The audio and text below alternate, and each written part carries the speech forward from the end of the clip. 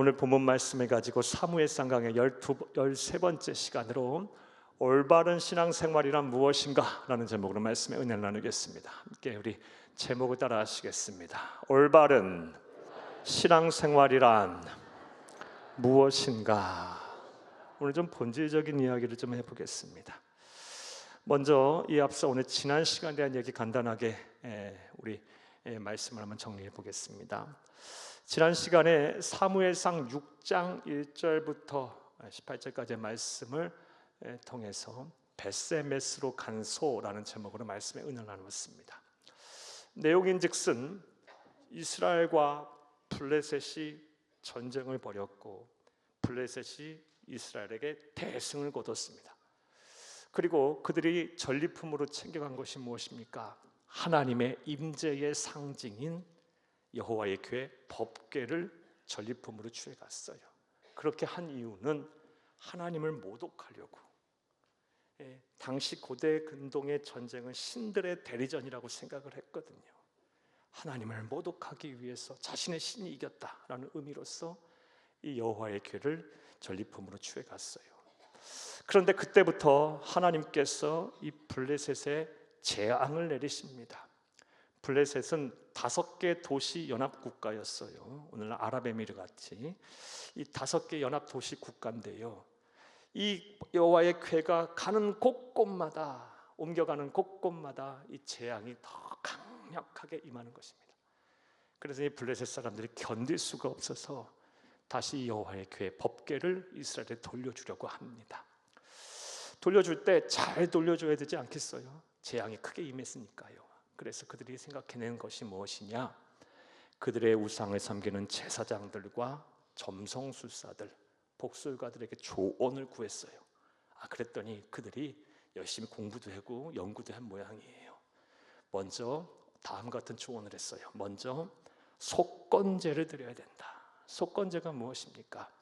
하나님 앞에 하나님의 경건성, 거룩성을 해쳤을 때, 예를 들면 이 성막에 있는 이 기물들 파손했을 때, 또 훼손했을 때, 또 이웃과의 분쟁에서 이웃에게 손해를 입혔을 때 하나님과 이웃과의 관계 회복을 위해서 드리는 제사예요. 속건제를 드리라라고 조언을 했어요. 그리고 제물로 이 독종을 뜻하는 이 재앙을 뜻하는 5개의 독종, 황금으로 만든 독종과 또 5개의 쥐신상을 제물로 드려야 한다라고 했어요. 어찌됐든 간에 그들이 바른 조언을 한 것은 사실이에요. 우리도 마찬가지예요. 하나님 앞에 우리의 기도 제목을 아뢰고 우리의 마음의 소원을 아뢰는 데 있어서 먼저 뭐부터 해야 된다? 하나님과의 관계 회복. 속건제의 의미가 무엇이에요? 하나님과의 관계 회복이에요. 또 이웃과의 관계 회복이에요. 우리가 하나님 앞에 은혜를 구하고 보호를 구하기에 앞서서 뭐부터 하라? 하나님과의 관계 회복부터 하시기를 간절히 주의 이름으로 축복합니다. 이웃과의 관계 회복, 화해부터 하시기를 간절히 주의 이름으로 다시 한번 부탁합니다.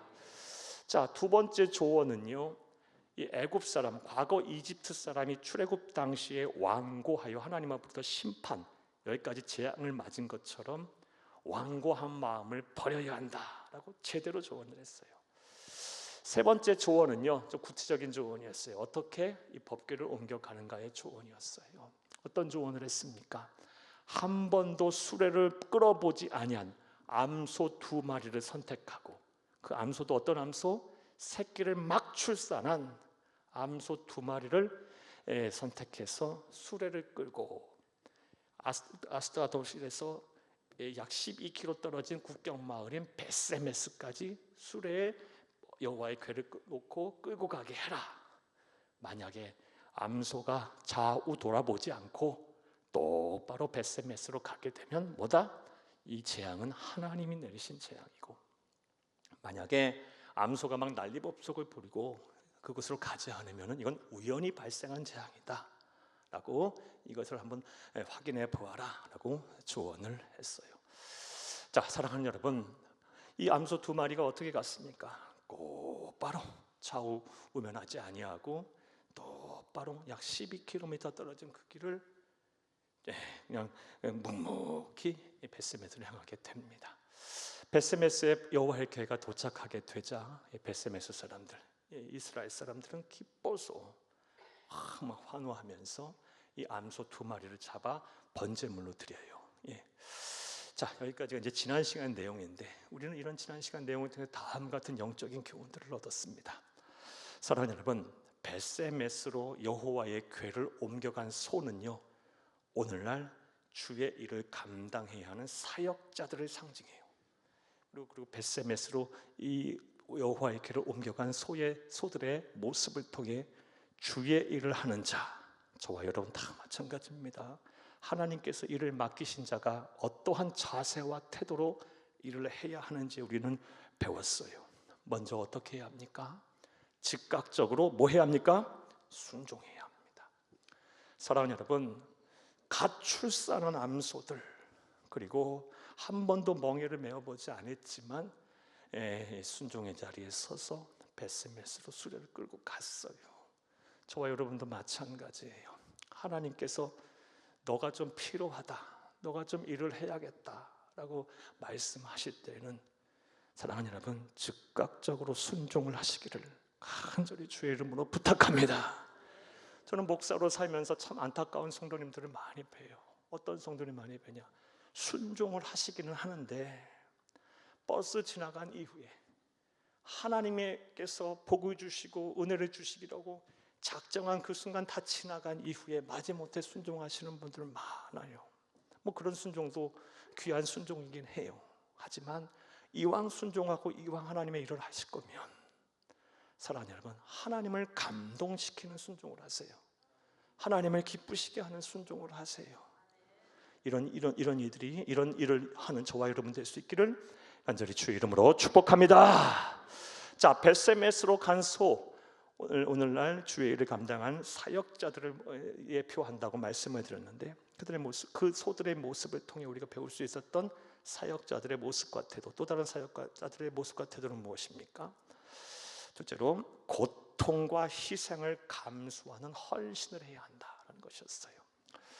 벳세메스로 여호와의 궤를 끌고 간 2 암소는 다음 같은 고통을 감내해야 했어요. 첫 번째 고통은요, 한 번도 수레를 끌어보지 않았어요.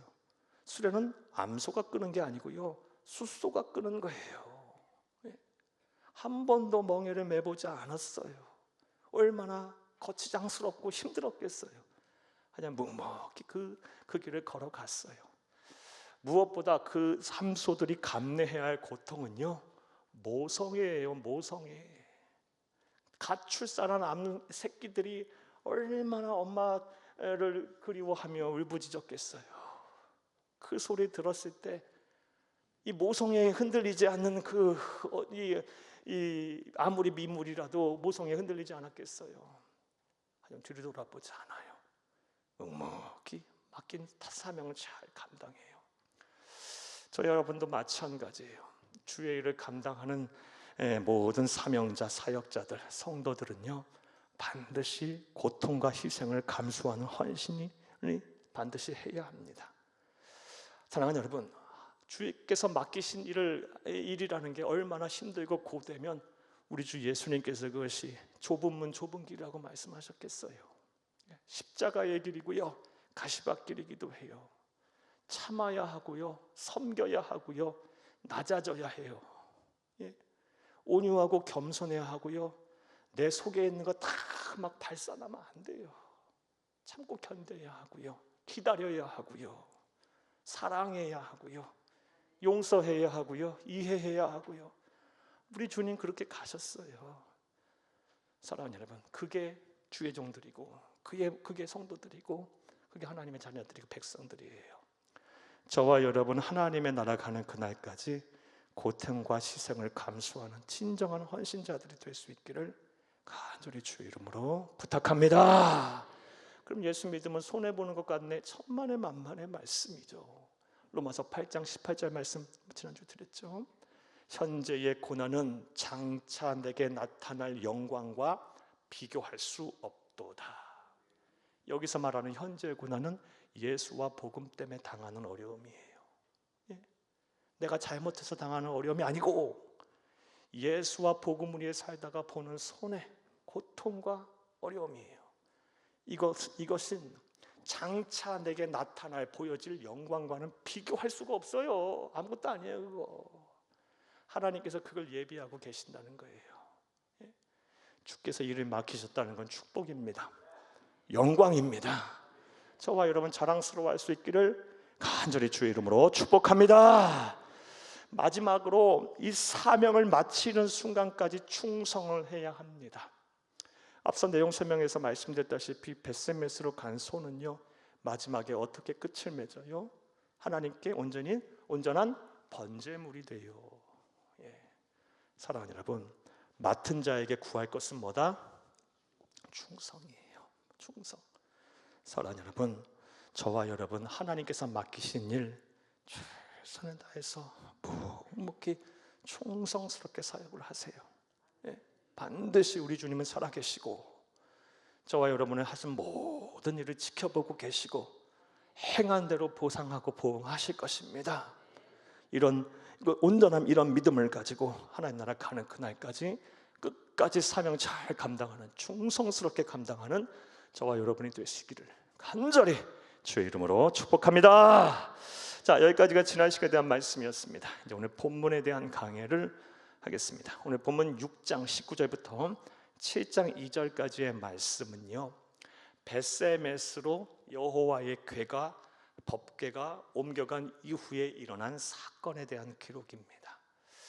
특별히 이 사건들을 통해서 우리는 앞서 제목에서 말씀드렸듯이 올바른 신앙생활이란 무엇인가에 대해서 알 수가 있습니다. 오늘도 한 절 한 절 읽어가면서 하나님께서 오늘 우리에게 주시는 영적인 진리와 교훈을 찾겠습니다. 그런 시간 되기를 간절히 바랍니다.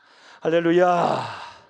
먼저 19절을 보겠습니다. 19절에 벳세메스 사람들이 여호와의 궤가 도착했을 때 그 궤를 들여다보았어요. 그때 그들에게 어떠한 일들이 일어났을까요? 19절을 함께 보겠습니다. 벳세메스 사람들이 여호와의 궤를 들여다본 까닭에 그들을 치사 5만 70명을 죽이신지라. 여호와께서 백성을 쳐서 크게 살육하셨으므로 백성이 슬피 울었더라. 아멘. 벳세메스라는 이스라엘의 마을에 여호와의 궤가 도착했어요. 너무 그들은 기뻤어요. 그래서 이 암소들을 잡아 번제물로 드리고, 분명 레위인들이 그렇게 했겠죠. 제사를 함께 드렸어요. 그런데 그들이 어떤 일을 행합니까? 19절에 읽어보면요, 여호와의 법궤를 열어봤어요. 그러자 하나님께서 그들을 치사, 가로하고 오만이 된 것은요, 성경은 원본이 없어요. 역본들만 존재해요. 그런데 여러 히브리어 역본들을 보게 되면 어디에는 5만이라고 적혀 있고 어디에는 3만이라고 적혀 있고, 예를 들어서 어디에는 200이라고 적혀 있고, 여러 역본들이 있어요. 그래서 확인된 70 가로치고 5만 70명을 죽이신지라. 그런데 5만이 됐든 70명이 됐든 한 명이 됐든 중요치 않아요. 한 명이 죽어도 큰 사건이니까요. 사랑하는 여러분, 그들이 여호와의 궤를 들여다본 까닭에 하나님의 진노가 임해서 5만 70명이라고 합시다. 5만 70명이 그 자리에서 즉사했어요. 자, 그렇다면 우리는 이런 생각을 해보게 돼요. 왜 벳세메스 사람들은 여호와의 궤를 들여다봤을까요? 왜 열어봤을까요? 사랑하는 여러분, 여호와의 궤를 들여다보거나 만지거나 함부로 하면 민수기 4장 15절에 만지지 말라, 죽는다 그랬어요. 그들이 이 사실 몰랐을까요? 천만에요. 레위인들이 있었어요. 그리고 그 레위인들이 주관하여 하나님 앞에 번제물도 드렸고요. 하나님의 말씀을 몰랐을 리가 없어요. 무지해서가 아니고요, 들여다본 까닭이 있어요. 그 이유가 무엇일까요? 그리고 이를 통해서 우리는 어떤 영적 교훈을 얻을 수 있을까요? 가만히 묵상을 해보니 그게 두 가지 이유인 것 같습니다. 첫 번째 이유는요, 기쁨의 감정을 주체하지 못해서, 정말 이 여호와의 궤를 잃어버린 것에 대해서, 빼앗긴 것에 대해서 원통해하고 있었는데요, 이 개가 스스로 돌아왔어요. 너무너무 기뻐서 그거 막 얼싸안고 만지고 막 한 거예요. 사랑하는 여러분, 이 기쁨의 감정이 막 흥분된 감정을 주체하지 못해서 순간 이성의 끈을 놔버린 거예요. 만지면 죽는다. 이성의 끈을 놔버린 거예요. 사랑하는 여러분, 우리는 이러한 그들의 행위 그리고 하나님께서 행하신 일들을 통해 올바른 신앙생활이라는 건 무엇인지를 오늘 하나를 배우게 돼요. 그것이 무엇이냐? 감정과 이성의 균형을 놓쳐서는 안 돼요. 신앙생활은 감정만 가서도 안 되고 이성만 있어서도 안 되는 거예요. 이 감정과 이성의 균형을 잘 맞춰가야 돼요. 이것은 우리 주 예수님께서 하신 말씀 통해서도 알 수 있습니다. 요한복음 4장 24절 말씀을 보게 되면 예수님께서 우리에게 예배를 잘 드리라고 말씀하시면서 이렇게 예배하라고 말씀하셨어요. 신령과 진리로, 진정으로. 옛날 개역 한글판으로는, 개역 개정판으로는 영과 진리로. 영은 성령님을 말씀하세요. 성령님은 우리의 심령의 좌정에 계시면서 무엇보다 우리의 감정을 통솔하세요. 생각도 다스리시지만 성령이 막 강하게 역사하시면 막 기쁘고요, 막 평안하고 행복하고 막 자족의 은혜가 있고 두렵지 않고 이 막 감정이 막 평안해지고 기쁨이 막 가득 차게 돼요. 진리가 뭐예요? 하나님의 말씀.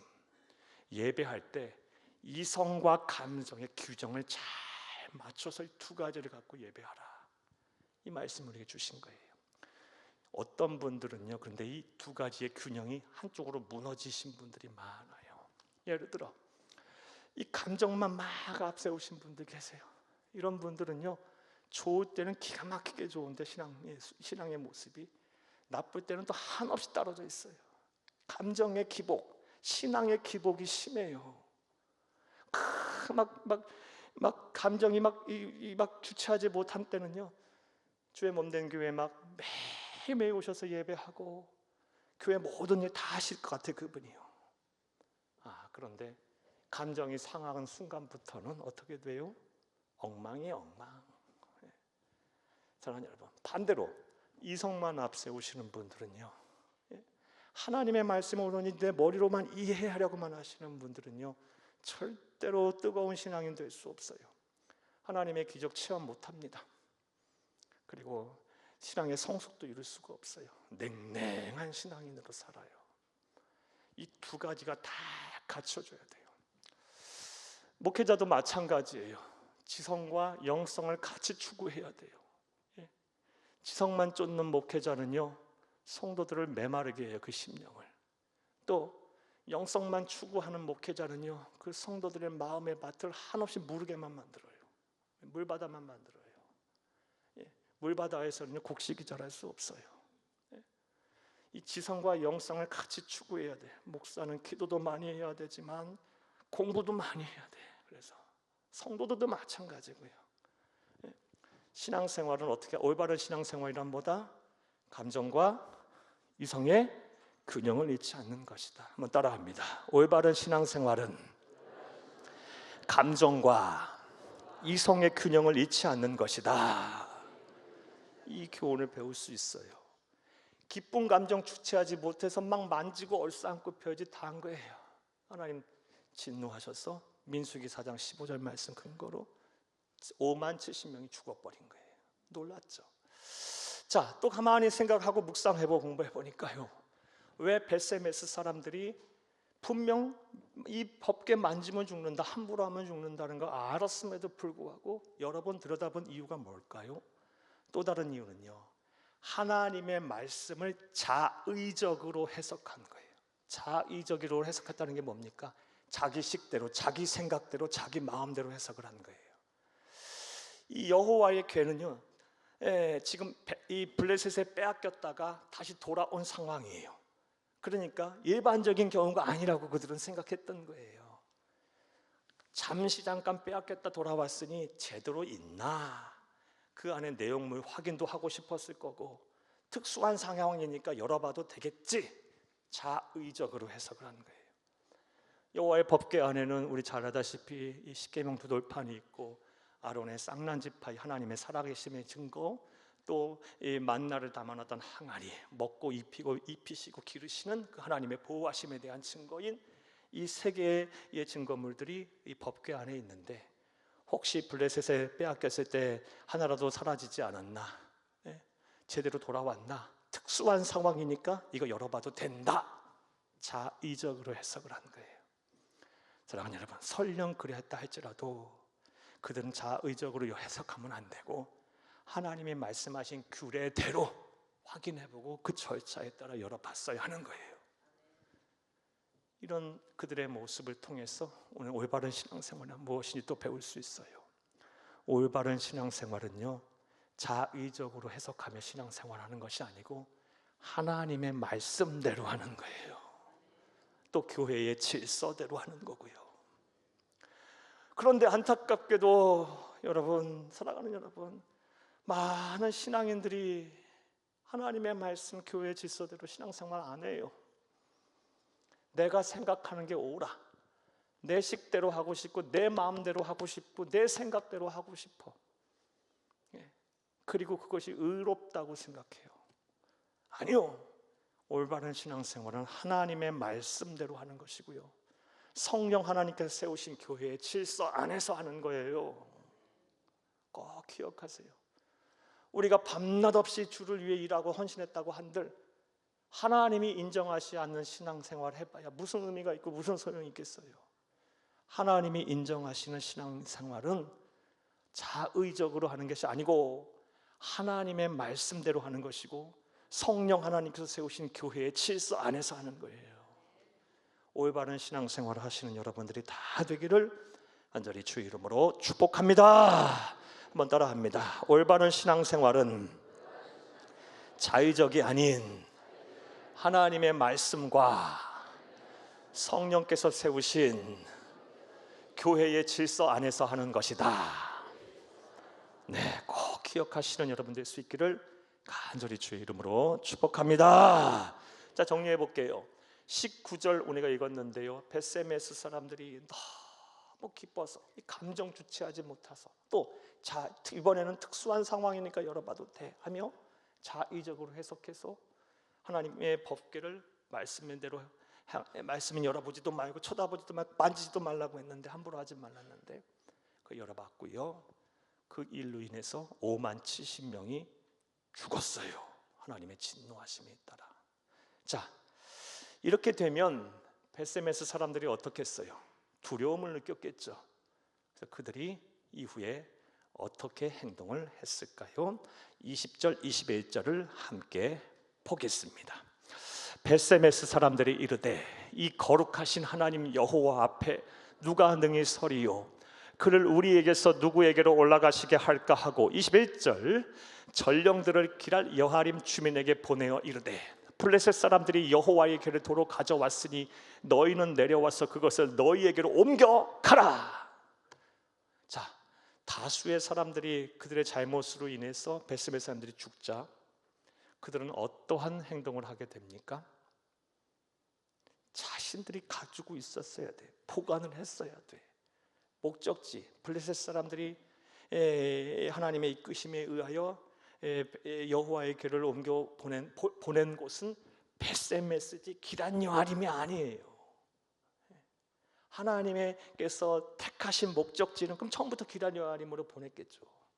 벳세메스였어요. 그럼 죽도록 그거 감당했어야지. 어떻게 합니까? 하나님의 진노하심을 받아서 그들의 잘못으로 인해서 많은 사람들이 죽자 두려움을 느끼고 그 사명을 누구에게 회피합니까? 기란 여아림 주민에게. 가져가라. 나 이 사명 못 감당하겠다. 회피했어요. 이런 그들의 모습을 보면서 우리는 또 다른 올바른 신앙생활이란 무엇인가를 배울 수 있어요. 올바른 신앙생활은 하나님이 맡기신 책임을 회피하는 것이 회피하지 않는 것입니다. 책임은, 사명은요, 감당하라고 주신 거예요. 힘들면 그만두고 회피하라 라고 주신 것이 아니에요. 그럼 무슨 사명이에요 그게? 우리는 사명 감당해야 돼, 사명 감당해야 돼 이런 말 흔히 하죠.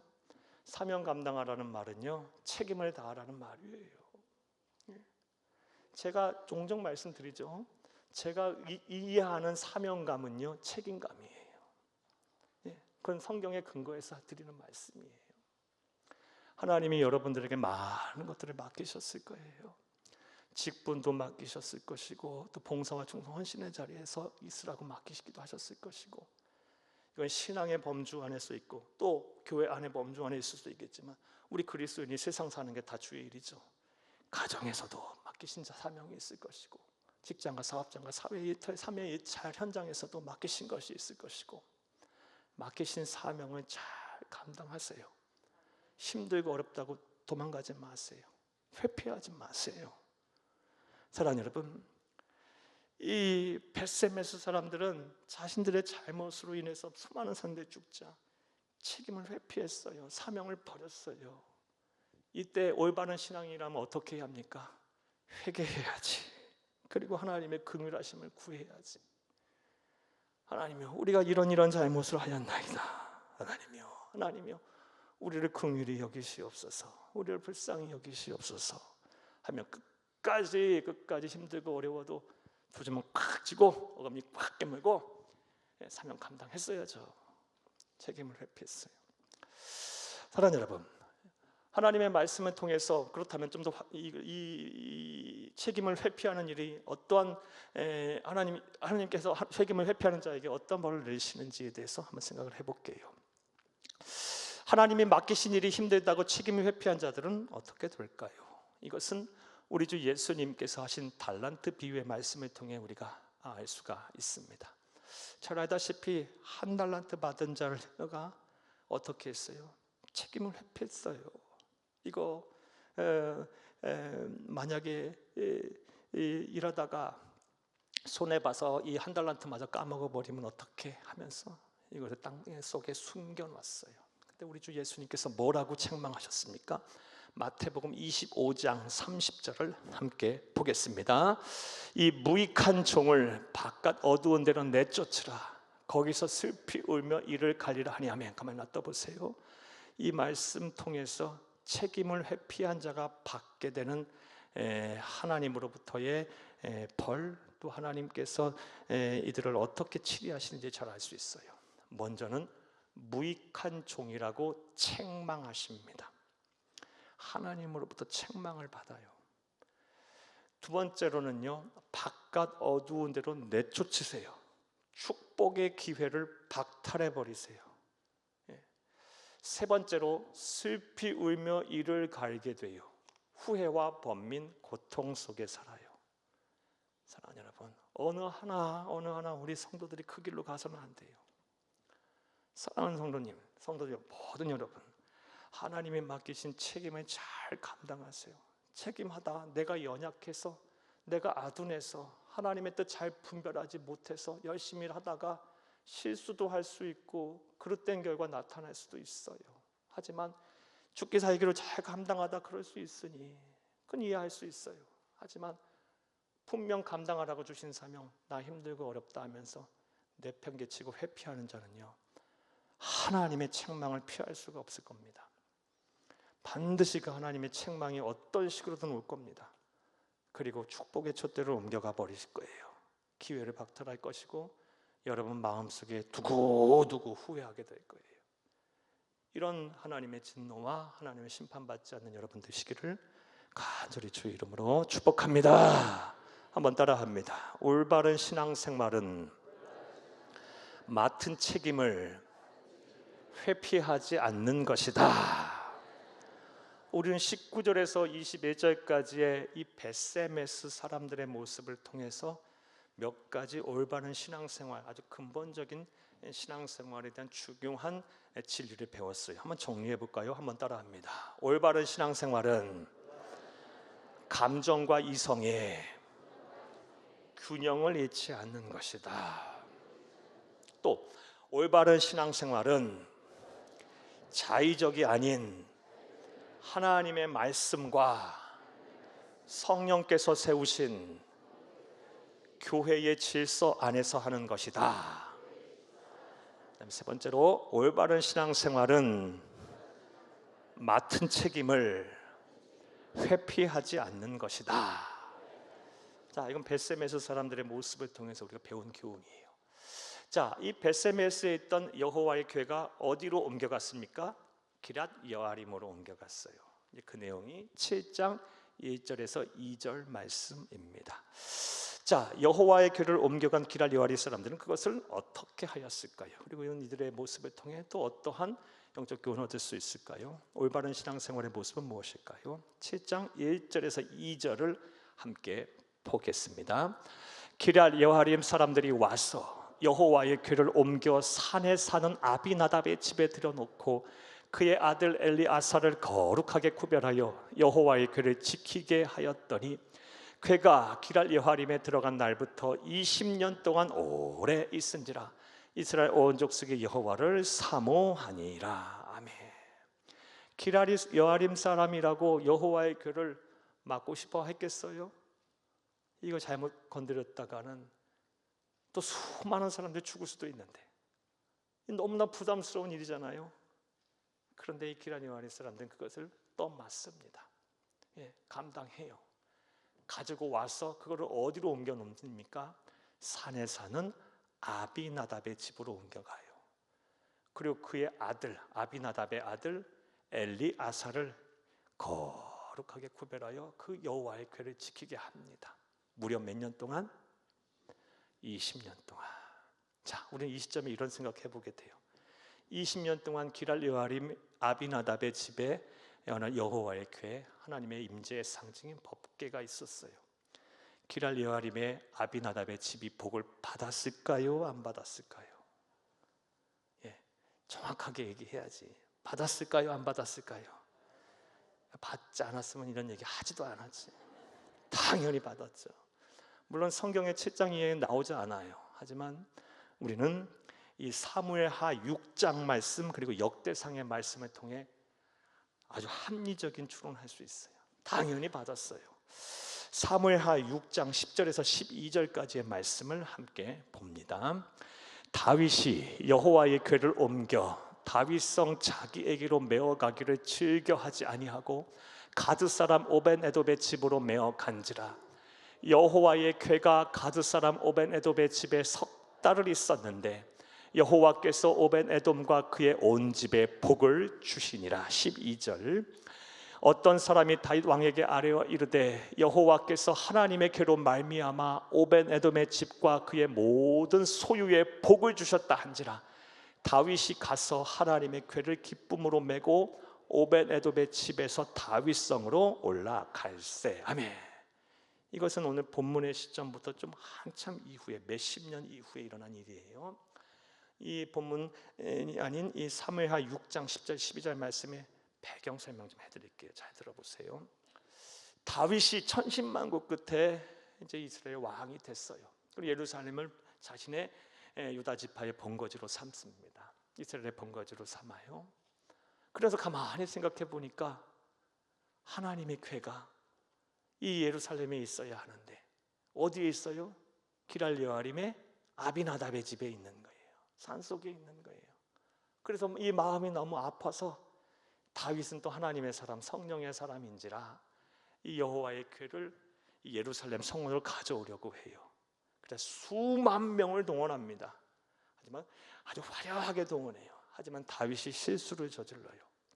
역시 오늘 읽은 대로 우리가 깨달은 진리대로 해야 돼요. 즉 무엇이냐? 올바른 신앙생활은 자의적으로 하는 것이 아니고 하나님의 말씀대로 해야 되는데 어떻게 이 법궤를 운반해 오냐? 수만 명을 동원해서 막 앞에서 막 노래하게 하고 막 춤추게 하고, 그리고 수레는 반드시 레위 지파의 고핫 자손들이 어깨에 끈으로 메어 이동하게 돼 있어요. 그게 하나님이 정하신 규례고 말씀이에요. 근데 그렇게 하지 않고 정말 화려한 수레를 만듭니다. 수레. 누가 봐도 그냥 화려한 수레를 만들고 그 수레의 큰 황소로 하여금 이 수레를 끌게 해요. 그 수레 위에 법궤를 놓고 운반하게 해요. 세상적인 관점에서 보면 제대로 운반을 하는 거예요. 누가 봐도 화려하게, 누가 봐도 잘 잘 대접해서 운반하는 거예요. 근데 그건 자의적으로 한 거예요. 하나님의 말씀대로 한 게 아니에요. 그래서 어떤 일이 벌어지냐, 이 수레가 운반하는, 법궤가 운반하는 과정에서 나곤의 타작마당이라는 곳에 이르렀는데, 그곳에서 어찌된 영문인지 수레를 끄는 황수들이 놀라서 막 뛰어요. 날뛰어요. 그러자 수레 위에 있던 법궤가 떨어지려고 해요. 그때 아비나답의 아들인 우사라는 사람이 떨어지려니까 어떻게 해야 돼요? 붙잡아요. 그 즉시 사망해버려요. 다윗이 크게 놀랬겠죠. 이스라엘 사람들도 전부 놀랐어요. 이 기쁜 날, 이 즐거운 날, 이 행복한 날, 마음의 소원이 이루어지는 날, 하나님의 심판이 이르렀으니까 다윗이 일시중지를 다 시켜요. 그리고 모든 사람들이 두려워할 때 누가 이 법궤를 임시로 자신을 가지고 가냐? 오벤 에돔이라는 사람의 집으로, 오벤 에돔이라는 사람이 자원하여 그 법궤를 자신의 집으로 가져가게 돼요. 자, 근데 우리가 읽었듯이 석 달밖에 안 있었는데 하나님께서 오벤 에돔의 집에 복을 주사 잘 되게 하셨다 그랬어요.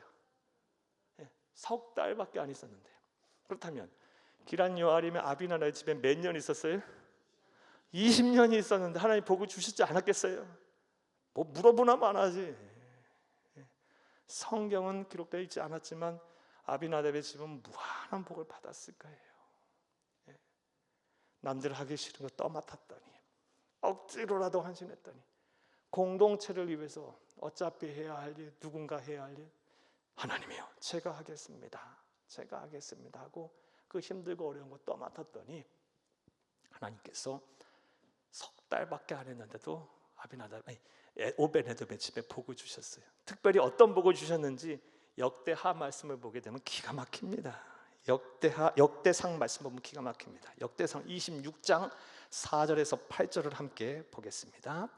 오벤 에돔의 아들들은 맏아들 스마야와 둘째 여호사밧과 셋째 요아와 넷째 사갈과 다섯째 느다넬과 여섯째 암미엘과 일곱째 이사갈과 여덟째 부알델 리니니 이는 하나님이 오벤 에돔에게 복을 주셨습니다. 6절 그의 아들 스마야도 두 아들을 낳았으니 그들의 조상의 가문은 다스리는 자여 큰 용사라. 스마야의 아들들은 오드니와 르바엘과 오벡과 엘사벳이며 엘사벳의 형제 엘리후와 스마가는 능력이 있는 자이니. 8절 이는 다 오벳에돔의 자손이라. 그들과 그의 아들들과 그의 형제들은 다 능력이 있어 그 직무를 잘하는 자이니 오벳에돔에게서 난 자가 62명이며. 사람 이름 잘 못 읽어도 돼요. 그게 중요한 게 아니니까. 성경은 대단히 함축적인 언어로 기록된 하나님의 말씀입니다. 그럼에도 불구하고 오벤에돔의 자녀들과 후손들을 일일이 열거하며 큰 용사다, 능력이 있다, 직무를 다 잘한다. 어떤 복을 받은 거예요? 3개월밖에 오벤에돔 집에 하나님의 법궤가 임하지 않았는데 힘들고 어려운 일, 공동체를 위해 떠맡았더니 복을 주셨는데, 특별히 누구에게 복을 주셨어요? 자녀들, 후손들에게. 사랑하는 여러분, 하나님의 말씀은 정확하고 진리입니다. 자녀들, 후손들 복 받기를 원한다면 그 자리에 대충 신앙생활 하지 말고 힘들고 어려운 일 떠맡아서 하세요. 어차피 해야 할 일, 누군가 해야 할 일, 내가 할 수 있다면 주여 저를 보내소서 제가 하겠나이다. 하나님께서 그 수고와 헌신을 기억하시고 자녀들과 후손들 반드시 복을 주실 줄로 믿습니다. 성경과 기독교 2000 역사를 통해서, 한국교회의 역사를 통해서, 사랑하는 여러분, 이건 증명된 사실이에요. 제가요 이런 말씀 좀 오해하지 마세요. 큰 교회 목사님들만 다 성공한 목사님은 아니니까요. 주의 나라에는 큰 교회도 필요하고 작은 교회도 필요해요. 다 귀하신 분들이에요. 그런데 이렇게 큰 교회 목사님들, 사역하시는 목사님들 교제를 해보니까요, 그 목사님들의 올라가고 어느 시점에 부모가 됐든 할아버지 할머니가 됐든 아니면 증조부가 됐든 그 선대가 됐든 보게 되면요, 힘들고 어려운 상황 속에서 주의 몸된 교회와 성도들과 무엇보다 예수와 복음을 위해 피땀 흘리면서 헌신한 조상들이 있더라고요. 단 한 사람도 예외 없어요. 정말이에요. 정말이에요. 놀라운 진리예요. 예. 사랑하는 여러분, 하나님은 영원 속에 계세요. 영원 속에요. 누누이 말씀드리지만 우리는 잘해야 100년을 살지만 하나님은 영원 속에 계시면서 우리가 못 보는 모든 세례를 보고 계시고 모든 세대 속에서 일하시는 분이에요. 내 마음의 소원 안 이루어 주시면 하나님은 가장 이상적인 순간이 내 자녀들, 내 손자손, 손주손 때 있을 수도 있는 거예요. 천국에 보면서 기뻐하면 되는 거예요. 내 때에 이루어 주시면 너무 감사하고, 설령 그리 아니하실지라도 우리는 감사할 일이 천지인 거예요. 사랑하는 여러분, 올바른 신앙생활은요 뭐다? 신앙 공동체를 위해 희생하고 섬기는 거예요. 한번 따라합니다. 올바른 신앙생활은 신앙 공동체를 위해 희생하고 섬기는 것이다. 이런 좋은 얘기는 옆에 분들하고 같이 해야 될 것 같아요. 옆에 분들 쳐다보면서 함께 해요. 어차피 해야 할 일이고 누군가 해야 하며 내가 할 수 있으면 내가 하겠습니다. 이런 마음과 자세로 신앙생활을 하세요. 하나님 감동하실 거고요. 또 성도들도 감동할 거예요. 저도 그런 마음 갖고 살려고 해요. 그다음 우리 일이 좀 많긴 해요. 일이 좀 많기는 해. 근데 할 수 있으면 감당하는 거지 뭘. 기쁨으로 하는 거지. 내가 할 수 있으면, 제가 할 수 있으면 감당한 거지. 기쁨으로 하는 거지. 요리저리 머리 굴려가면서 해봐야 하나님 손아귀에서 못 벗어나요, 여러분. 그런 사람들은 또 사람들이 뭔지 알아요. 여러분 다 아시잖아요. 딱 보면 아시잖아요, 여러분들도요. 여러분 더 잘하실지 몰라요. 살아온 인생이 있으신데 경험도 많고요. 딱 보면 아시잖아요, 그런 사람들. 요리저리 피하고, 힘들어서 안 할래요. 내 몸 아파서 안 할래요. 여러분 살아보니까, 죄송해요, 많이 살지도 않았으면서 살아보니까 세월 지나면 매일 아파요. 그렇죠? 안 아픈 사람 없어요. 그런데 그리고 안 바쁜 사람도 없어요. 다 바빠요. 다 힘들어요. 아파서 못한다, 바빠서 못한다, 일 많아서 못한다는 건 다 핑계더라고. 내 우선순위가 거기 안 있어서 그래. 내 마음이 거기 안 있어서 그래. 솔직해지자고요, 우리. 올바른 신앙생활은요 신앙 공동체를 위해서 희생하고 섬기는 것입니다. 사랑하는 여러분, 조금 더 이거 구체적으로 좀 생각해 볼까요? 그렇다면 하나님은요 이렇게 올바른 신앙생활을 하는 사람, 신앙 공동체를 위해 힘들고 어려운 일을 떠맡은 자에게 어떤 복을 주실까요? 앞서 책임을 회피한 자에게 하나님께서 징계하신 말씀을 달란트 비유에서 살펴봤다면 역시 달란트 비유에서 그 말씀을 한번 찾아볼게요. 마태복음 20장 26절을 함께 보겠습니다. 너희 중에 그렇지 않아야 하나니 너희 중에 누구든지 크고자 하는 자는 너희를 섬기는 자가 되고. 아멘. 하나님은 신앙 공동체를 위해서 어려운 일을 떠만 자에 반드시 복을 주시는데요 크게 하신다고 말씀하세요. 크게 하신다. 일단 정리 좀 해볼까요? 26절 말씀에 섬기는 자가 되라 그랬어요. 이 섬기는이라는 말에 섬기는 자의 헬라어 원어가요 디아코노스예요. 정확한 뜻은요 식탁에서 시종 드는 종을 가리키는 말이에요. 디아코노스는요 식탁에서 옆에 서 있으면서 시종 드는 사람, 완전한 섬김의 자리에 있는 사람이죠. 그런 사람이 어떻게 된다? 하나님 나라에서는 큰 자가 된다라는 말씀이에요. 여러분, 여러분이 생각하는 크기가 큰 것이 무엇입니까? 하나님께서 여러분을 크게 높이실 거예요. 여러분을 부하게도 하실 수 있을 것이고 건강하게도 하실 것이고 명예도 여러분에게 주실 것이며 여러분의 마음이 막 천국도 되게 하실 수도 있고요 자녀들과 우선들의 앞길도 열어주실 수도 있는 것이고요 하나님의 나라와 주의 몸된 교회 역사에 대대로 기록에 남을 위대한 성도가 되게 하실 수도 있을 거예요.